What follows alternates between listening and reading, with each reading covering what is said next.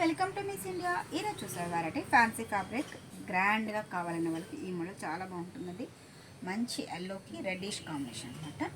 ఇది పళ్ళు మటుకు జస్ట్ ఒక హాఫ్ మీటర్ పళ్ళు ఇచ్చేసారు. బ్లౌజ్ అయితే విత్ కాంట్రాస్ట్ అండి. హ్యాండ్స్కి కూడా బోర్డర్ స్టైల్ అనమాట ఇచ్చేసారు. చాలా సింపుల్గా ప్యాటర్న్ పెట్టుకుంటే కూడా చాలా బాగుంటుంది. అలాగే ఫ్యాబ్రిక్ విషయానికి వస్తే చాలా ఫ్యాన్సీ ఫ్యాబ్రిక్ అండి. అయితే శారీ కూడా మనకి లైట్ వెయిట్ వస్తుంది.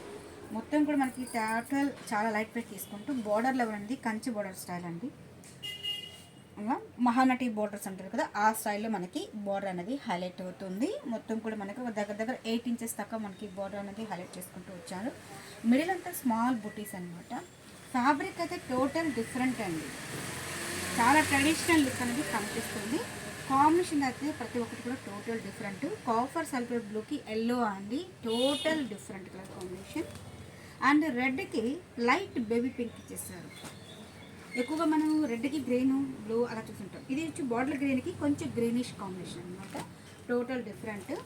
ఇది వచ్చి లైట్ క్రీమ్ కలర్ కాంబినేషన్కి మనకి మంచి స్నఫ్ మిక్సింగ్తో కూడిన కాంబినేషన్తో వచ్చేసారండి. జస్ట్ 5 కలర్స్ ఉన్నాయి.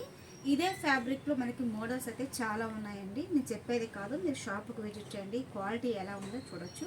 అలాగే ఇవన్నీ కూడా మనకి పెట్టుబడి కలెక్షన్స్. షాప్కి విజిట్ చేయండి.